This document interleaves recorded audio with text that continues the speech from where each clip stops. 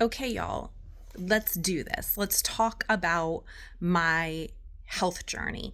I have shared this before, but I'm just going to give you the lowdown, the breakdown, and what stumbling blocks have been in my way, what blocked mindsets I've had, and why this has been an interesting journey for me because it really has taken a lot of inner endurance and strength and the grace of God to be kind to Christine through the process and also break down false belief systems, untruths, and lies about my own identity. So there's been in the background a ton of inner work. I've faced my demons, I've confronted all obstacles that were presented before me. I have had to look behind the doors and scary places like of the hauntings of the past, and some people just do not want to deal with those factors, but that's part of the healing journey. It cannot be separated or compartmentalized. So for me, I just want to start this video with saying that it was looking inward and then dealing with all of my outward reflections of what my inside was revealing. And that had to do with mindset, in perspective, in relationships, in just situations or circumstances I found myself in. I said, okay, we can die basically. I mean, people can literally just tap out, and I'm not saying I haven't had my dark nights of the soul where I was just like, God, take me, because some of these revelations about what we've been through or what we've even done and the forgiveness we have to give ourselves and the love at the core is a lot. And going through that dark night of the soul is like a caterpillar emerging into a butterfly. In the chrysalis, it's dark and you just don't know what's happening, and you're transitioning and transforming, and there's a metamorphosis, but it's unknown and it's unfamiliar, and there's a stripping of people, places, familiar what's that word, anything that's familiar. Look, I can't say that word. Familiarities, such as for me, there would be long-lasting friendships, and forgive the colors that are going up and down on this video because the sun is in and out behind the clouds. And so, anywho, there were everything that I was attached to that brought me quote unquote false security or stability had to be broken off, period, the end. And that again was a deep cultivating the soil down to the nitty gritty rocks. If you dig deep enough and you start hitting those hard places, those rocks, and you have to like chisel them out, it wasn't pretty. Let's just say that it wasn't pretty. And that's why I've spent like the first 5 minutes of this video just talking about that healing is not just about the body. It is not just about the emotions. They're all connected, and that focus should be, as I'm walking, as I'm exercising, I'm also praying and mindful and meditating on what is coming up so that it can come out. And so for me, sure, what I'm going to go into as far as actual foods and herbs and other botanicals have aided in this progression of healing. But the real deal was going deep down to foundational beliefs and what really was my life built upon. Was it like that shifting sand beneath our feet, or was it firm and steady and solid? And for me, that comes from Christ being my foundation and out of my core and out of my heart. So everything that was stripped, removed, just peeled back layer by layer, Didn't feel good. And the what was exposed underneath was probably what you would see in a house, where you're like, there's mildew and there's mold and there's grime and there's decay, right? And so sometimes you watch these fixer upper shows and you're like, wow, how are they going to work with that? But it is a beautiful turning from this dilapidated basically uh shaky structure to then this solid, just well built, framed up, steady, sturdy, strong stature. And that's your spiritual one. So 5 minutes and 55 seconds in, let's go. I had 4 children at the time, 3 littles running around. My teen was going through things that would break any mom's heart. And then it allows a mom to look at any shame, guilt, condemnation, criticism, and just self-hatred to be able to then help your daughter, help your son, help your child going through the things they're going through. But you really do need to put the oxygen mask on you. So that was simultaneously happening while I was homeschooling my littles, teaching them ABCs, 1, 2, 3s, Jesus loves me's, and I had chronic fatigue. I had it to the point where sometimes I would have to ask my neighbor to take my 3 younger children at 3:00 in the afternoon, because by that time I was done and I needed a nap. So sometimes in the morning she would send her children over, and I would bake pancakes and do Bible studies with them. And by the afternoon I said, can they just have playtime and jump on your trampoline so I can catch 30 minutes to just reboot. And so it was chronic fatigue, it was liver disease. I had blood tests done, there was liver disease. I had such low vitamin D. I think it was a 2. They didn't know how I was getting out of bed. So obviously there was an underlying depression, even though I wouldn't call myself a depressed person. It was more manifesting in like rages and anger, because that's a protection, right? That's a whole nother video, how we become Rambo to just like sustain and maintain in this world and the external. But anyway, so there was a malaise there, and there was also what else at the time? I was obese. I was 210 pounds. Also, with the chronic fatigue was eventually we got to where my gallbladder erupted and I had to have emergency surgery. And I was a prior nurse, and I don't go to the doctor for anything. I really don't. I have a natural path, and I'm more on that vein. So this was an emergency, called the ambulance, had emergency surgery. I had hernia surgery before that. I had then started this recovery where I was praying, because with all the ailments that were accruing or presenting at this time, pancreatitis was the main one. After the gallbladder surgery, there's a chance that a duct can get pricked, and with that it can cause pancreatitis. I don't blame anybody, but after I came out of the surgery for gallbladder, I could not digest certain foods such as meats, and I was having the same pains that I was having, or similar pseudo pains that I was having prior to even having my gallbladder removed. And my gastroenterologist said it was acute pancreatitis, which is basically your pancreas dissolving itself. So I had a come to Jesus meeting. I'm like, oh my gosh, people die of this. What am I going to do?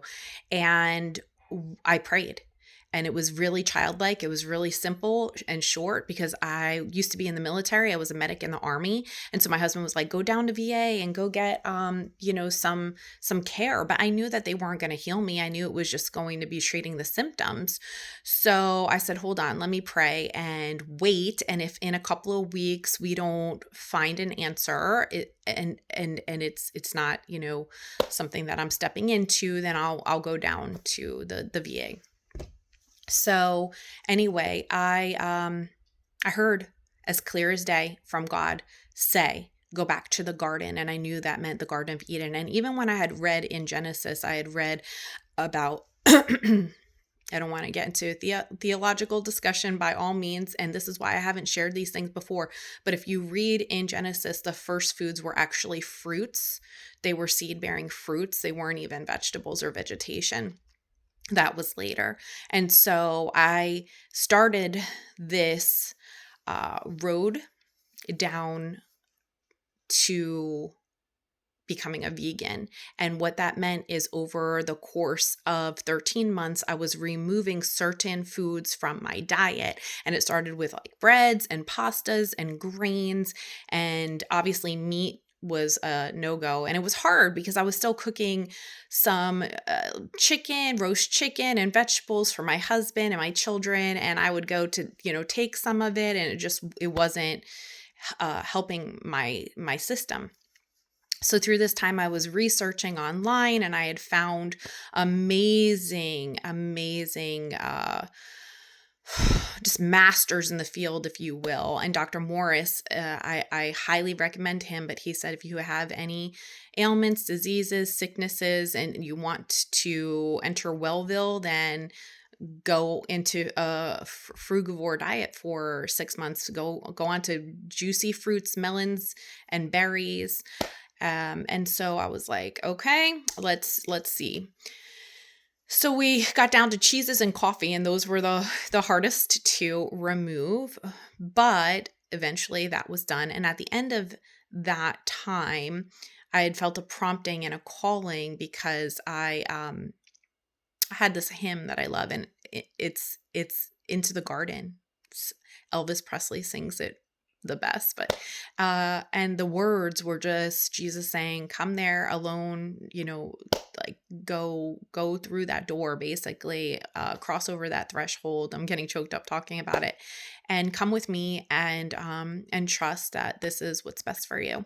And so I knew what that meant. It meant that I had to go on a 40-day fast, and I decided to juice. So never having done this before, I just looked up a lot of articles and YouTube videos of people who have done it, and I said, okay, so 10 days in juicing, we got a juicer, and my husband got the equipment and tools, kitchen equipment and tools we needed to just help me make what juices I had learned of. And I tried carrot juices, and I like green juices, but I was always going back to watermelon juice or some kind of vegetable fruit juice like tomato juice. And so I was like, you know what, this works. This is good. I'm chill with it. So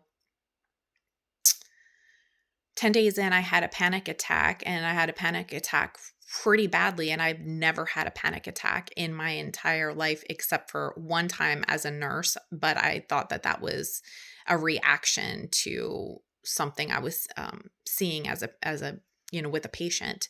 So here I'm like, out of the blue, there's a panic attack. What's going on? But again, those onion layers are just being peeled back, and it's like, okay, since your security blanket of certain foods are being removed, then you can see the fear underneath there. And the fear is to the extent of like, am I gonna die? Like, what's gonna happen here? And so anyway, I sat on my back patio, and I thought, okay, you can end this fast now, or you can face the fear. And what I saw was this like balancing, how they would balance weights. And on one side was this fear. And then what weighed that down was this regret that if I did not go forward, I would have regret that was going to be so heavy. And the other side was just to keep going. And then there was a weight there because it was work, right? But it wasn't as heavy as the regrets. So I said, okay, we'll keep going. So I did the 40-day fast. And then after that, I just continued on raw foods. They weren't all fruit, but it was mainly raw foods for a while. And that was 2017. And I felt fabulous. I felt light. I felt airy. I felt the healthiest I had in my whole life. People would look at me and they'd say, oh my gosh, like, what did you do? Because they weren't saying you lost all this weight. They just were like, you look great. You're holding yourself different. Like my demeanor, right? My whole posture, I was holding my shoulders back. It was just like a new me. And then again, over the course of time, I would go in and out, in and out, in and out. And here we are 7 years later. And I just feel led to go back to where I was in 2017 because it's what worked for me. And we have certain addictions and we have attachments to foods or coffee or sugar or these substances. I know I was a salt addict for sure. I fiend the sodium, right? And that was what I got that's how I got my hit. This chips for sure. And so it's been a roller coaster, but I'm here today to just share with you that I'm back with that way of life. And it's not because I want to hit some certain result. I had mentioned this in my watermelon video. Before, it was to heal, before it was to not die, before it was to overcome the fears. And I'm not saying that we don't continue to evolve in that manner and get more and more to the nitty gritty. But for me, it's more just of living in that lifestyle of heaven on earth where I felt ethereal, like circumstances and matters which were brought to me at that time, I didn't react to them. I didn't respond to them. My nervous system was calm. And that's what I'm going to talk about too. Herbs are a great help through all of this change because they aid and benefit the diet. So for me, I do take some vegan mushroom pills that have about 20 different mushrooms complex in it. And I do take lemon balm leaves from the plant because it's just straight from the source. It gives me such again, this calming, serene, just tranquil reaction to it, and it's wonderful. Also, there's a mineral complex I take with just like magnesium and sodium, and it's from like ocean water, and it tastes like it too. So it's not that I don't take supplements, but I don't take a bunch of them, and I only take what works for me. Some people have to consume B12 when they move to a vegan diet, and I'll take some every now and then, but there's other sources where that can be filled. So that's my health journey. When I eat this way, my eyes get lighter. My daughter had noticed that my eyes start changing from a hazel to more of a bright green hue. My hair, people have complimented me on my hair all the time, everywhere, because they're like, oh my gosh, your hair is so shiny. And that again is just from my lymphatic system being purified.